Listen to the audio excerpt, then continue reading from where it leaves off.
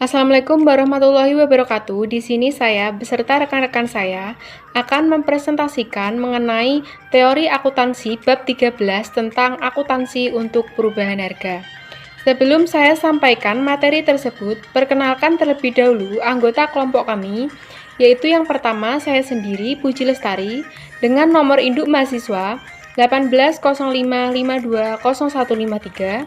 Kemudian yang kedua ada Dandi Rizky Nurtanto dengan nomor induk mahasiswa 1805520128. Kemudian yang ketiga ada Muhammad Walia Amananto dengan nomor induk mahasiswa 2005526011.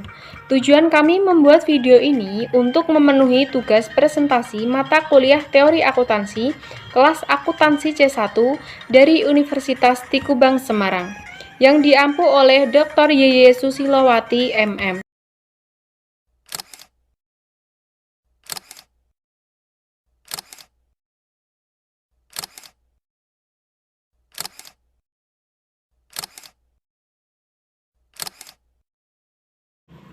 Tujuan pembelajaran yaitu menjelaskan pengertian perubahan harga dan jenisnya, menunjukkan implikasi perubahan harga terhadap rangka akuntansi pokok, menyebut dan menjelaskan masalah akuntansi yang berkaitan dengan perubahan harga, menjelaskan dan memberi contoh berbagai model untuk mengatasi implikasi perubahan harga. Secara umum, perubahan harga adalah perbedaan jumlah rupiah untuk memperoleh barang atau jasa yang sama pada waktu yang berbeda dalam pasar yang sama, baik pasar masukan ataupun pasar keluaran. Harga masukan adalah harga faktor produksi dan harga barang atau jasa antara yang diperoleh untuk tujuan diolah lebih lanjut. Sedangkan harga keluaran adalah harga barang dan jasa yang dijual sebagai produk perusahaan. Suatu perubahan harga umum terjadi apabila secara rata-rata harga seluruh barang atau jasa dalam suatu perekonomian mengalami perubahan. Kenaikan harga secara keseluruhan disebut inflasi, sedangkan penurunan harga disebut sebagai deflasi. Sedangkan akuntansi perubahan harga merupakan bagian dari pelaporan keuangan untuk mencapai tujuan penyajian informasi keuangan. Kerangka akuntansi pokok dilandasi oleh asumsi bahwa daya beli uang stabil sepanjang masa atau manfaat ekonomik barang tidak berubah. Jadi, apabila terjadi perubahan harga yang cukup mencolok, akuntansi mengalami permasalahan dalam hal penilaian, unit pengukur, dan pertahanan kapital. Dalam masalah penilaian ini berkaitan dengan dasar yang harus digunakan untuk mengukur nilai pos pada suatu saat. Persepsi atau selera orang terhadap manfaat atau nilai barang tertentu dapat pula menyebabkan perubahan nilai yang akhirnya mempengaruhi harga barang tersebut.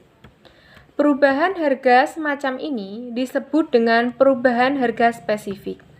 Model akuntansi untuk menghadapi masalah ini adalah akuntansi nilai sekarang yang pengukuran nilainya bergantung pada dasar penilaian yang dianut, yaitu kos sekarang atau nilai keluaran sekarang. Kemudian masalah unit pengukur berkaitan dengan perubahan daya beli akibat perubahan tingkat harga umum. Perubahan nilai unit pengukur ini terjadi karena perubahan tingkat harga secara umum dalam ekonomi suatu negara. Akibatnya, kalau nilai atau manfaat suatu barang tidak berubah, jumlah unit moneter yang dapat digunakan untuk memperoleh barang yang sama akan berbeda dari waktu ke waktu karena daya beli uang berubah. Laba adalah kenaikan kapital dalam suatu periode yang dapat didistribusi atau dinikmati setelah kapital awal dipertahankan. Untuk menentukan laba dengan pertahanan kapital, 3 hal penting yang dalam mengukur kapital harus dipertimbangkan, yaitu dasar penilaian, skala pengukuran, dan jenis kapital, terutama dalam hal terjadi perubahan harga atau nilai. Masalah unit pengukur dalam perubahan harga berkaitan dengan skala pengukuran. Masalah pertahanan kapital dalam perubahan harga berkaitan dengan jenis kapital yang harus dipertahankan, yaitu finansial atau fisis. Cara mengatasi masalah. Yang pertama ada penilaian. Akuntansi kos sekarang adalah mengukur laba suatu periode dengan mempertahankan kapital semula. Kemudian, current cost accounting adalah suatu sistem akuntansi di mana aset dinilai pada harga beli pasar sekarang dan profit ditentukan dengan alokasi yang didasarkan pada biaya sekarang. Lalu, current value accounting adalah prinsip dasar akuntansi di mana laba dianggap karena kenaikan harga akan mengakibatkan kas yang digunakan untuk mendapatkannya memang harus seharga itu jika ingin membelinya sekarang. Lalu, exit price accounting adalah sistem akuntansi yang menggunakan harga jual untuk mengukur posisi dan kinerja suatu badan usaha atau perusahaan. Lalu, unit pengukur ada akuntansi daya beli konstan, adalah sarana pengeluaran pengaruh perubahan harga umum tanpa harus mengubah atau mengganti struktur akuntansi yang sudah berjalan. Lalu, constant dollar accounting adalah metode akuntansi yang mengukur laporan keuangan dalam angka yang disesuaikan dengan inflasi. Lalu, inflation accounting adalah akun yang menunjukkan dampak inflasi terhadap harga suatu aset dengan cara membandingkan nilai aset sekarang dengan nilai pada saat aset tersebut dibeli. Lalu, stability accounting adalah menunjukkan akuntansi keuangan yang stabil. Lalu, constant purchase power accounting adalah model akuntansi yang disetujui oleh Dewan Standar Akuntansi Internasional dan Dewan Standar Akuntansi Keuangan Amerika Serikat sebagai alternatif akuntansi biaya historis tradisional dalam lingkungan hiperinflasi dan semua lingkungan ekonomi lainnya. Lalu ada GPLA, yaitu General Price Level Accounting, adalah salah satu konsep akuntansi inflasi yang mengubah satuan pengukuran tetapi tetap mempertahankan model pelaporan atas dasar akuntansi historical cost. Yang ketiga, pertahanan kapital. Ini adalah kombinasi dari keduanya, yaitu dengan hybrid accounting adalah salah satu pendekatan yang digunakan dalam akuntansi. Lalu current cost atau constant dollar accounting adalah sistem akuntansi di mana aset dinilai berdasarkan harga pasar saat membeli dan laba ditentukan oleh alokasi berdasarkan pada biaya saat ini. Kemudian, konsekuensi perubahan harga. Terdapat 3 konsekuensi, yaitu yang pertama, cost historis tetap terandalkan tetapi keberpautannya dengan keputusan menjadi berkurang. Yang kedua, angka penjumlahan dalam akuntansi menjadi kurang bermakna karena merupakan penjumlahan unit pengukur yang berbeda. Yang ketiga, perlu upaya untuk tetap mempertahankan keterandalan tetapi keberpautan juga harus dicapai. Jenis perubahan harga. Yang pertama ada perubahan harga umum. Perubahan harga karena inflasi atau daya beli, terjadi perubahan meskipun manfaat atau daya tukar sama. Perubahan harga umum mencerminkan kenaikan atau penurunan nilai tukar satuan uang atau dikenal dengan perubahan daya beli. Perubahan tersebut dapat disebabkan pada umumnya oleh kekuatan-kekuatan faktor ekonomik seperti tersedianya uang atau kecepatan beredarnya uang dibandingkan dengan tersedianya barang atau jasa dalam perekonomian suatu negara. Penyebab lain adalah ketidakseimbangan antara permintaan dan penawaran barang dan jasa secara umum atau perubahan harga pasar dunia untuk komoditas dasar tertentu. Perubahan harga umum ditandai oleh perubahan seluruh harga barang dan jasa dengan tingkat dan arah yang sama. Perubahan harga umum ini ada inflasi dan daya beli uang, adalah kemampuan satuan uang pada saat tertentu untuk ditukarkan dengan barang. Selanjutnya, implikasi akuntansi. Dengan adanya perubahan daya beli, perusahaan kemungkinan akan mendapat untung atau menderita rugi karena perusahaan menahan pos-pos moneter. Untung atau rugi daya beli pos moneter terjadi apabila perusahaan menahan aset moneter atau mempunyai utang moneter dalam jangka waktu tertentu. Dalam kondisi inflasi, menahan aset moneter akan menimbulkan rugi daya beli. Dalam kondisi deflasi, menahan aset moneter akan memberikan untung daya beli dan menahan untung moneter akan mengakibatkan rugi daya beli. Kemudian ada interpretasi untung atau rugi daya beli. Jumlah rupiah untung atau rugi daya beli merupakan informasi untuk membantu pemakai dalam menentukan laba ekonomik perusahaan karena informasi tersebut berkaitan dengan seberapa jauh kapital secara ekonomik harus dipertahankan.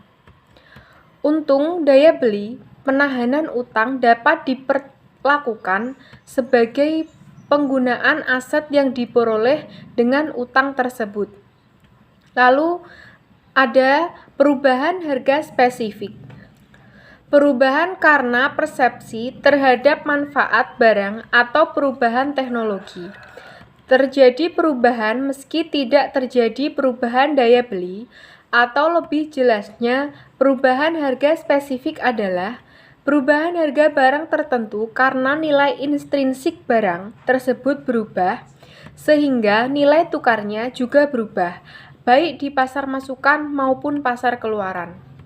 Perubahan harga spesifik terjadi karena berbagai faktor antara lain perubahan selera konsumen, perubahan teknologi di bidang teknik industri dan spekulasi, atau perubahan harapan masyarakat terhadap kuantitas barang dan jasa tertentu yang tersedia dalam masyarakat. Perubahan harga spesifik dalam pasar masukan akan mengakibatkan kenaikan atau penurunan kos aset yang akan akhirnya mempengaruhi biaya bagi perusahaan. Perusahaan harga spesifik dalam pasar keluaran akan mengakibatkan kenaikan atau penurunan pendapatan perusahaan. Dalam perubahan harga spesifik ini ada implementasi akuntansi dan ada interpretasi untung atau rugi penahanan. Untung penahanan merupakan informasi tentang jumlah rupiah untuk mempertahankan kapital. Yang ketiga, perubahan harga relatif. Perubahan harga relatif adalah perubahan harga setelah pengaruh perubahan daya beli dikeluarkan atau diperhitungkan. Perubahan harga relatif mengukur tingkat penyimpanan perubahan harga barang atau jasa tertentu terhadap perubahan akibat perubahan tingkat harga umum seluruh barang atau jasa. Pengaruh perubahan harga relatif tidak dapat terungkapkan secara penuh kalau penyesuaian tidak dilakukan baik untuk perubahan harga spesifik maupun untuk perubahan harga umum. Model akuntansi yang memperhitungkan pengaruh perubahan harga relatif sebenarnya merupakan bastar atau hibrida antara model akuntansi daya beli konstan dan akuntansi kos sekarang. Model hibrida tersebut disebut akuntansi kos sekarang atau daya beli konstan. Pos-pos moneter dan non-moneter. Berkaitan dengan perubahan harga, pos-pos statement keuangan dapat dikategorikan menjadi pos moneter dan non-moneter. Perubahan harga mempunyai implikasi yang berbeda antara pos-pos moneter dan non-moneter. Pos moneter dan non-moneter berkaitan erat dengan implikasi perubahan harga. Pembagian pos-pos neraca menjadi moneter dan non-moneter didasarkan pada potensi jasa yang melekat pada pos yang bersangkutan, yaitu potensi jasa berupa aliran kas atau berupa aliran potensi jasa fisis. Pos moneter berkaitan dengan masalah untung atau rugi daya beli. Pos-pos moneter terdiri atas aset moneter dan kewajiban moneter.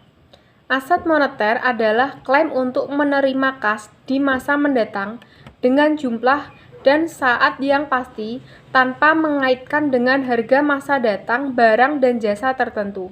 Sedangkan kewajiban moneter adalah keharusan untuk membayar uang di masa mendatang dengan jumlah dan saat pembayaran yang sudah pasti.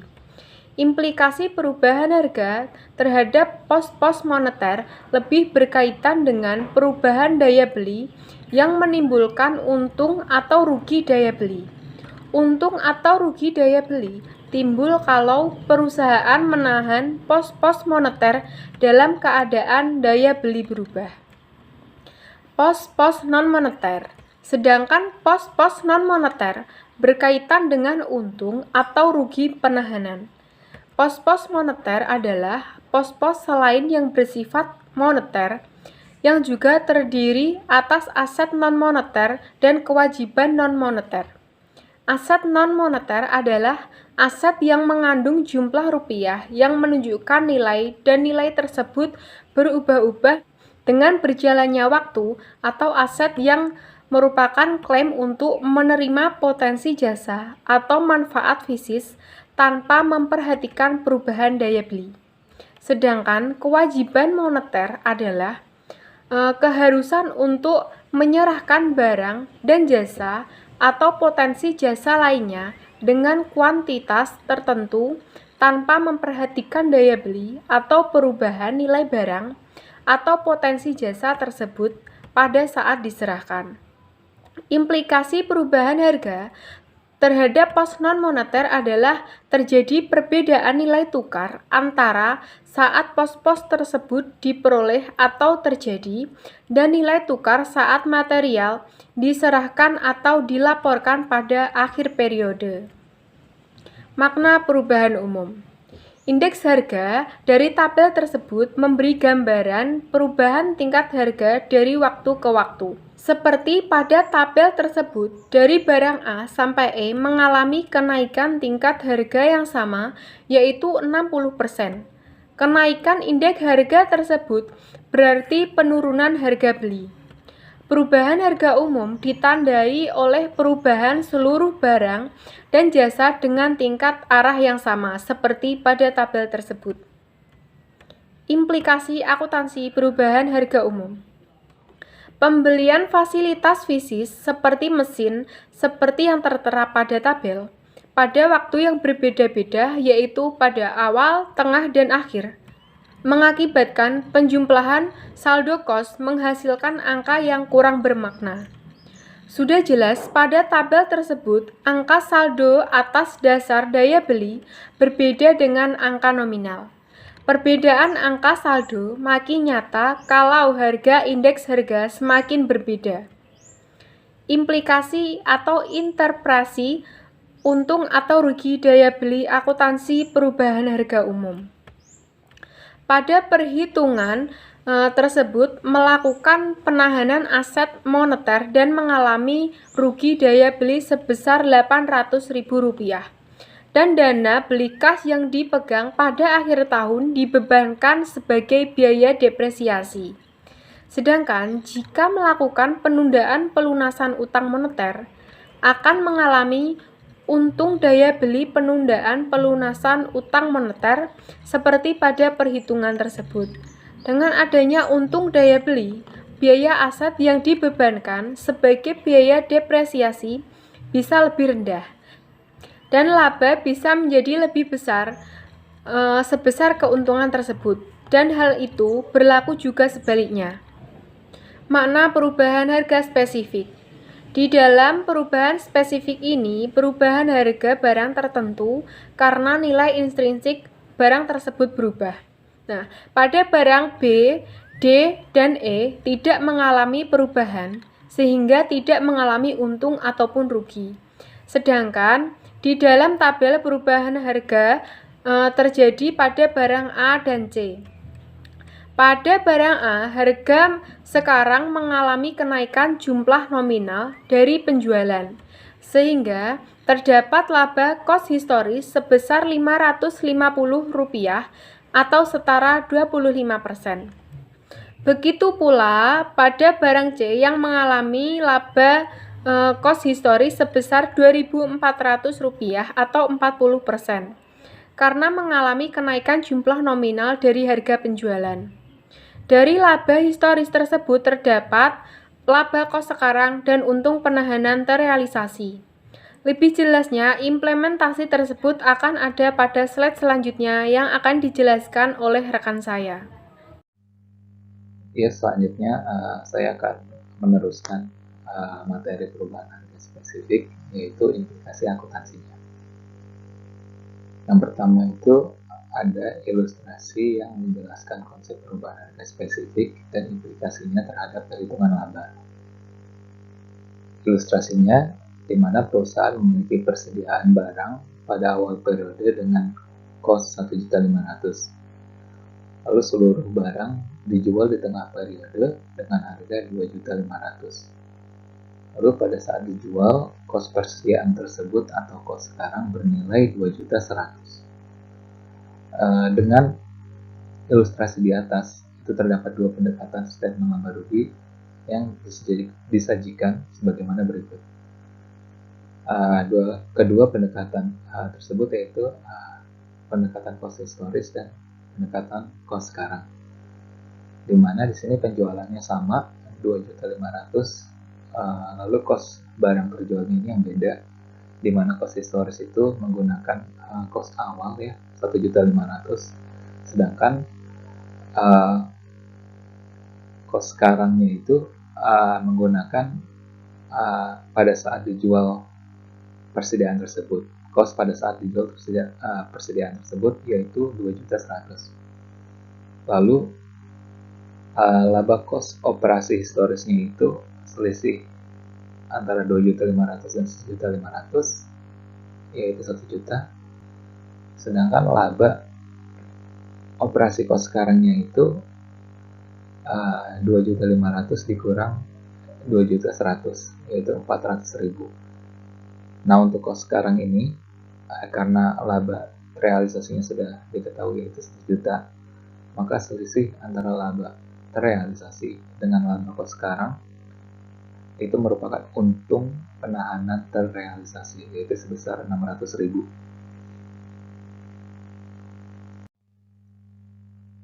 Lalu ada keunggulan menggunakan pendekatan kos sekarang. Keunggulan menggunakan pendekatan kos sekarang yaitu di mana akan memberikan informasi akurat terkait dengan kinerja manajemen. Karena dengan pendekatan ini adanya pemisahan perhitungan antara laba operasi dan keuntungan penahanan aset atau untung penahanan terrealisasi. Hal ini juga karena perhitungan laba operasinya itu lebih mencerminkan laba dari aktivitas produksi perusahaan. Dengan itu, maka laba operasinya lebih mencerminkan kinerja manajemen. Lalu masuk ke materi perubahan harga relatif. Yang pertama ada definisinya. Definisi perubahan harga relatif yaitu perubahan harga setelah pengaruh perubahan daya beli dikeluarkan atau diperhitungkan, atau perubahan harga residual setelah perubahan daya beli.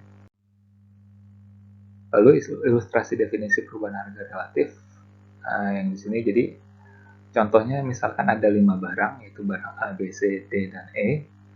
Lalu ada yang namanya harga dulu atau T sama dengan 0, di mana di sini nominalnya untuk harga barang A itu 2.200, barang B 4.000, barang C 6.000, barang D 12.000, dan barang E 8.500. Untuk presentasinya ini semua itu persentasenya 100% untuk di harga dulu.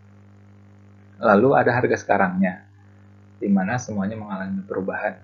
Di sini bisa dilihat untuk nominal harga sekarang barang A itu 2.420, barang B 4.400, barang C 8.400, barang D 13.200, dan barang E 9.350. Nah, untuk persentase harga sekarang dibanding dengan harga dulu itu adalah 110% untuk barang A, barang B 110% juga, barang C 140%, barang D 110%, dan barang E 110%. Nah, dari situ diketahui adanya perubahan. Nah, perubahannya berapa? Nominalnya bisa dilihat sendiri ya, nominal perubahannya, tapi yang terpenting ini adalah persentasenya. Bisa dilihat untuk barang A, B, D, dan E itu 10%. Sedangkan barang C sendiri yang 40%. Nah, dari data ini, karena barang A, B, D, E itu semuanya 10%, maka dapat diambil kesimpulan kalau perubahan daya belinya itu adalah 10%. Nah, lalu jadi untuk mencari perubahan relatifnya itu, seperti definisinya tadi, definisi perubahan harga relatif kan perubahan harga setelah perubahan harga daya beli. Maka di sini yang memiliki perubahan relatif itu hanya barang C, karena barang C ini mengalami perubahan lebih dari 10%. Nah, perubahan relatifnya berapa?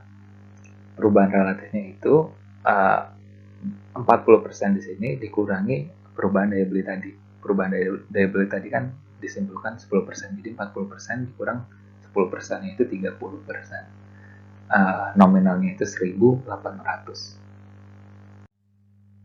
Lalu ada pembagian pos aset oleh Wolf, Attorney, dan Dodd.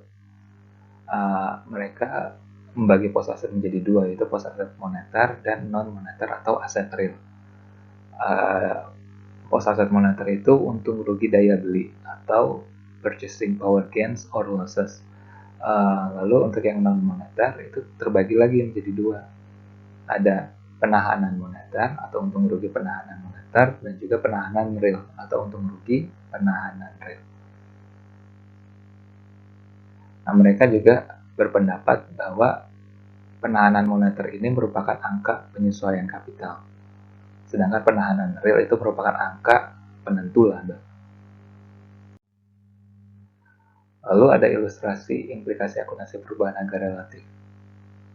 Itu yang pertama, sebidang tanah dibeli dengan kos perolehan 50.000 pada 1 Januari 2005 ketika indeks harga umum 100. Lalu seluas 40% tanah tersebut dijual pada 31 Desember 2005 dengan harga 70.000 ketika indeks harga umumnya 112. Lalu nilai sekarang seluruh bidang tanah tersebut pada 31 Desember 2005 itu adalah 60.000 dan digunakan indeks harga akhir tahun yang dijadikan basis jual beli. Maka di sini dapat dilihat awalnya itu nilai kos sekarang 31 Desember 2005 itu 60.000 seperti yang di ilustrasi tadi. Lalu di sini dicari kos historis sesuai daya beli pada 31 Desember 2005 itu 56.000. 56.000 itu dari mana? Dari 112 indeks indeks tadi di indeks indeks yang dipakai di ilustrasi tadi yang 112 per 100 indeks awalnya dikali 50.000 cost historisnya, jadi dapat 56.000. Lalu selisihnya itu menjadi untuk untung penahanan real total yaitu 4.000. Dari 4.000 ini karena tadi di ilustrasinya 40% yang baru terjual, maka realisasinya itu 40% dari 4.000 itu 1.600 dan sisanya 2.400 yang belum terrealisasi. Lalu cost historis yang di atas tadi ditulis lagi cost historis sesuai daya beli pada 31 Desember 2005 itu 56.000 dikurangi cost historisnya sesuai ilustrasi itu 50.000. Nah, selisihnya itu dapat untung penahanan moneter total yaitu 6.000. 40% sama itu yang terrealisasi, sisanya yang belum terrealisasi. Lalu untuk penahanan aset real itu jumlah antara untung penahanan real total dan untung penahanan moneter total itu 10.000. 40% itu terrealisasi dan sisanya belum terrealisasi. Lalu ada akuntansi daya beli konstan. Tujuannya untuk apa? Tujuan akuntansi daya beli konstan itu untuk mempertahankan kapital atas dasar daya beli. Lalu dengan adanya beli sebagai basis pengukuran, diharapkan perusahaan mampu mempertahankan sumber ekonominya untuk membeli barang dan jasa dan berlangsung terus dalam suatu kondisi perekonomian tertentu. Lalu ada pemilihan indeks harga untuk konversi. Pemilihan indeks harga ini digunakan kapan? Pemilihan indeks harga untuk konversi itu digunakan ketika ingin menyajikan laporan keuangan berbasis kos daya beli, di mana kos historis harus dikonversikan menjadi kos daya beli. Lalu di sini ada tiga indeks yang bisa dipakai, itu indeks awal, indeks rata-rata, dan indeks akhir. Apabila menggunakan indeks awal dan akhir, maka pos neraca dan laba rugi itu harus dikonversikan. Tetapi apabila menggunakan indeks rata-rata dan apabila pos yang ada di laba rugi operasi itu terjadi secara merata selama periode, maka yang perlu diganti hanya pos neraca saja. Itu saja yang perlu dikonversi. Lalu ada akuntansi kos sekarang. Tujuan dari akuntansi kos sekarang itu apa? Untuk mengukur laba suatu periode dengan mempertahankan kapital semula. Lalu di sini ada dasar pengukurannya, itu ada kos pengganti, nilai jual sekarang, dan nilai terrealisasi harapan. Kos pengganti itu di mana penekanan diletakkan pada kos pengganti aset yang dikuasai perusahaan dengan aset sejenis yang sama fungsinya. Sedangkan nilai jual sekarang itu diukur atas dasar harga jual aset sekarang. Dan nilai terrealisasi harapan itu di mana pengukuran dilakukan atas dasar nilai arus kas masa datang. Bisa dilihat sendiri ya. Lalu ada sumber informasi dan teknik pengukurannya. Yang pertama itu ada pengindeksan atau indexation, di mana menggunakan indeks harga yang dihasilkan perusahaan itu sendiri ataupun pihak luar. Lalu ada penghargaan langsung atau direct pricing, di mana membebankan secara langsung bahan dan tenaga kerja ke suatu aset atau kelompok aset. Lalu ada pengkosan unit atau unit costing, di mana setiap komponen kas yang membentuk kos produksi harus dihitung dengan menggunakan data yang tersedia. Lalu ada penghargaan fungsional atau functional pricing, di mana menentukan kos pengganti suatu fungsi produksi dan bukannya suatu aset secara individual. Lalu ada akuntansi hibrida. Apa itu akuntansi hibrida? Akuntansi hibrida itu adalah penggabungan antara akuntansi daya beli konstan dan akuntansi kos sekarang dengan memperhatikan kelemahan dan keunggulan kedua teknik akuntansi tersebut. Tujuannya apa? Tujuannya untuk meminimalisir kelemahan-kelemahan yang ada pada akuntansi daya beli konstan dan akuntansi kos sekarang. Lalu ada standar akuntansi perubahan harga di Amerika Serikat. Yang pertama ada Statement of Financial Accounting Standard nomor 33 atau SFAS nomor 33, yaitu pelaporan berdasarkan kos sekarang dan daya beli konstan diwajibkan untuk perusahaan yang memenuhi kriteria. Ada SFAS nomor 82, di mana pelaporan berbasis kos sekarang yang diwajibkan. Lalu ada SFAS nomor 89, di mana pelaporan pengaruh perubahan harga hanya bersifat anjuran. Lalu di sini ada contoh penyajian pengaruh perubahan harga dalam format statement. Jadi di sini dilihat saja formatnya ya. Di sini penyajian pengaruh perubahan harga dalam format statement. Formatnya seperti ini, bisa dilihat sendiri. Lalu ada dengan format rekonsiliasi untuk penyajian pengaruh perubahan harga dalam format rekonsiliasi itu seperti ini. Nominalnya itu sama dengan slide sebelumnya, cuman formatnya saja yang beda. Assalamualaikum warahmatullahi wabarakatuh. Nama saya Dandi Rizky Nurtanto. NIM saya 1805520128.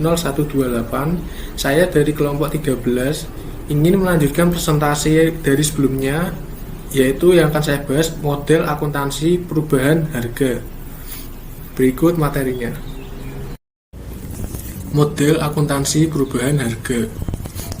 Model akuntansi dan implementasinya. Standar pelaporan perubahan harga menyangkut 4 model, yaitu yang pertama akuntansi cost historis, yang kedua akuntansi daya beli konstan, yang ketiga akuntansi cost sekarang, yang keempat akuntansi cost sekarang atau daya beli konstan. Nah, suatu model akuntansi perubahan harga ditentukan oleh kombinasi 3 faktor, yaitu yang pertama ada dasar penilaian, yang kedua skala pengukuran, yang ketiga jenis kapital. Dasar penilaian terdiri dari 3, yaitu cost historis, yang merupakan data dasar yang menjadi basis penyusunan statement keuangan dasar.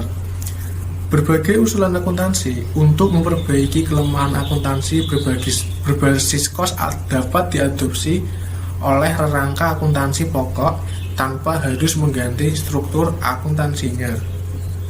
Yang kedua adalah cost sekarang. Tujuan cost sekarang adalah mengukur laba suatu periode dengan mempertahankan kapital semula.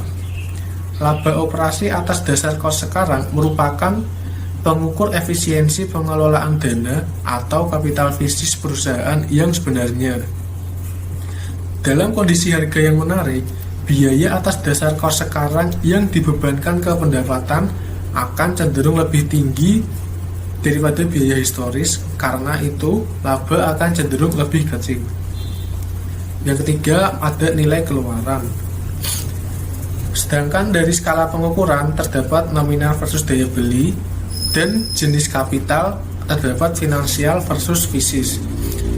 Perbedaan utama antara konsep mempertahankan kapital fisis dan kapital finansial adalah bahwa dalam mempertahankan kapital fisis, untung atau rugi penahanan tidak dimaksudkan kepada sebagai komponen laba periode, tetapi diberlakukan sebagai penyesuai ekuitas pemegang saham.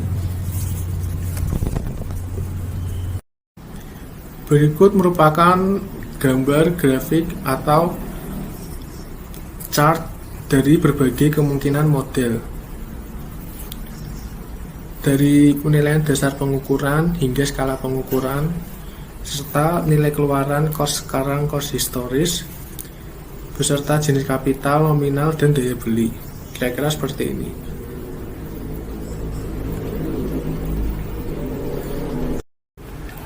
Model pertama yang akan saya bahas yaitu cost historis. Cost historis berbasis cost historis dengan skala pengukuran nominal untuk kapital bersifat finansial.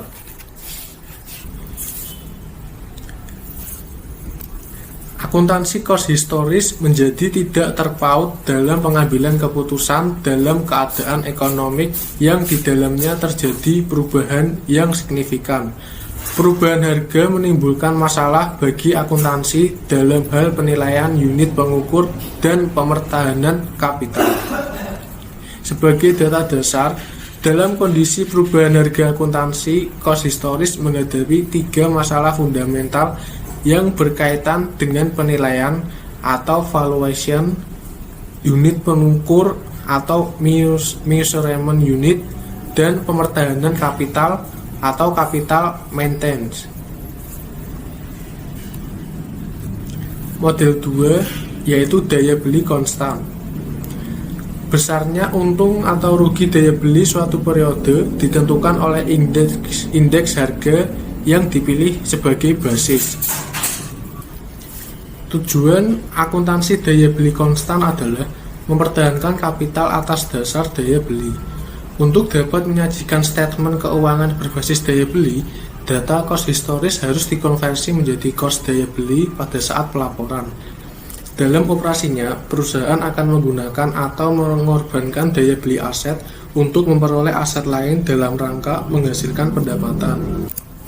Dengan konsep daya beli konstan, daya beli dapat menjadi golongan kapital yang lain, yaitu kapital daya beli. Kapital daya beli sebenarnya merupakan kapital finansial.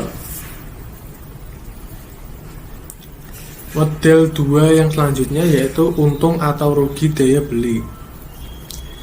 Jumlah rupiah untung atau rugi daya beli merupakan informasi untuk membantu pemakai dalam menentukan laba ekonomi perusahaan karena informasi tersebut berkaitan dengan seberapa jauh kapital secara ekonomik harus dipertahankan.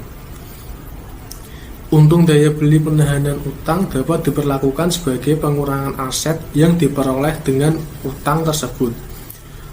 Untung atau rugi daya beli pos moneter lancar dapat dianggap terrealisasi pada saat pos aset moneter lancar diterima uangnya atau pada saat utang moneter lancar dilunasi. Dari sudut pandang perusahaan sebagai kesatuan usaha, untung atau rugi daya beli utang jangka panjang dalam suatu periode tidak mempengaruhi besarnya laba. Dari sudut likuiditas, untung atau rugi daya beli akan memberi informasi apakah perusahaan dapat menjaga likuiditas operasinya.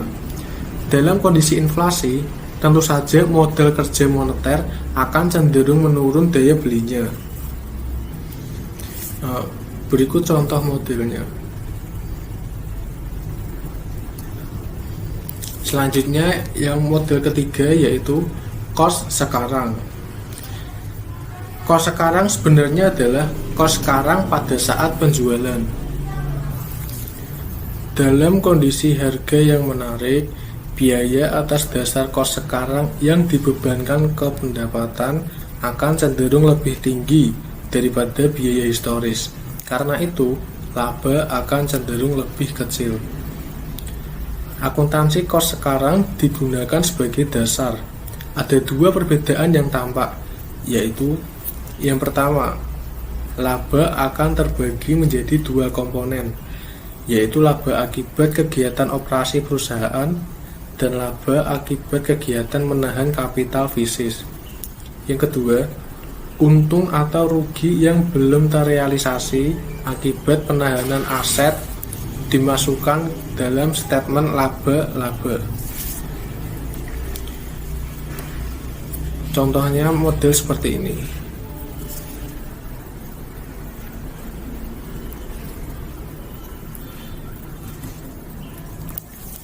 Berikutnya model 4, yaitu cost sekarang atau daya beli konstan. Model ini merupakan model hibrida, yaitu penggabungan akuntansi daya beli konstan dan akuntansi cost sekarang yang semula berdiri sendiri. Model akuntansi yang memperhitungkan pengaruh perubahan harga relatif sebenarnya merupakan bastard atau hibrida antara model akuntansi daya beli konstan dan akuntansi cost sekarang. Model hibrida tersebut disebut akuntansi cost sekarang daya beli konstan. Misal, harga barang atau jasa umum naik 10%, harga barang tertentu naik 32%. Maka perubahan harga relatif sebesar 12%. Kira-kira model contohnya seperti ini, ya dari cost sekarang atau daya beli konstan.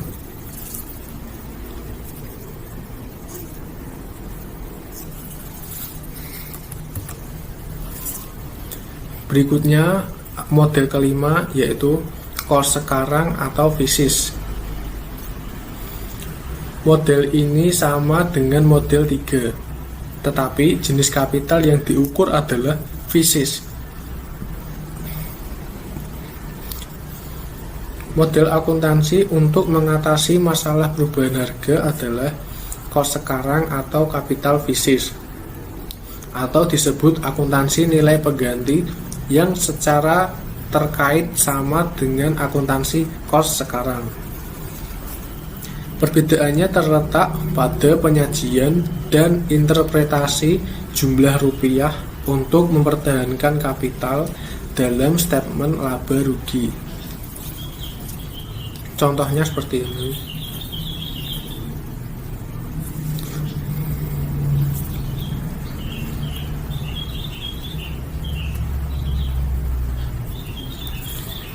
Model 6, cost sekarang atau daya beli konstan atau fisis. Laba yang didistribusi sama dengan model 5, Namun perbedaannya terletak pada unit pengukur yang berubah dan diperhitungkan rugi daya beli dan besarnya jumlah penyesuaian kapital fisik untuk mempertahankan kapital. Contoh modelnya seperti ini.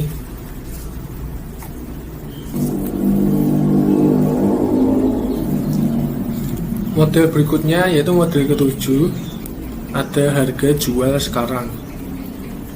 Model ini tidak berbeda dengan kos sekarang.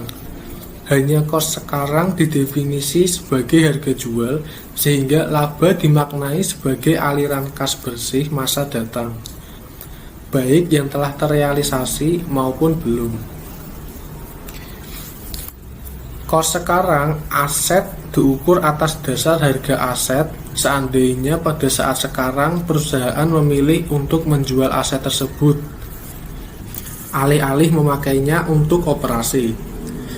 Nilai jual sekarang berarti jumlah rupiah pendapatan yang dapat direalisasi seandainya aset dijual sekarang.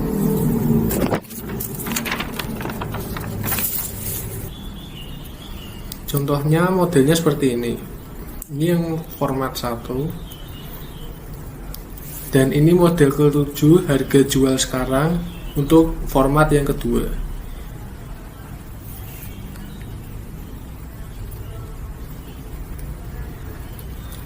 Berikutnya yaitu model ke-8 atau yang terakhir, yaitu harga jual sekarang atau daya beli konstan format 1. Model ini merupakan pengembangan model 7 dengan memasukkan unsur perubahan daya beli dalam hitungan laba, sehingga semua angka rupiah dikalikan dengan indeks yang sesuai.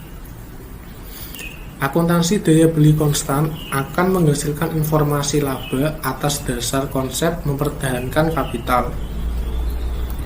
Akuntansi daya beli konstan merupakan sarana menggunakan atau mengeluarkan pengaruh perubahan harga umum tanpa harus mengubah atau mengganti struktur akuntansi yang sudah berjalan.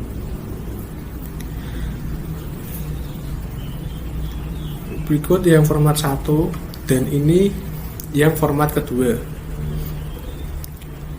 Akuntansi daya beli konstan dapat mengatasi atau meniadakan sama sekali metode akuntansi yang dimaksudkan untuk menanggulangi perubahan harga secara parsial atau secara pos per pos.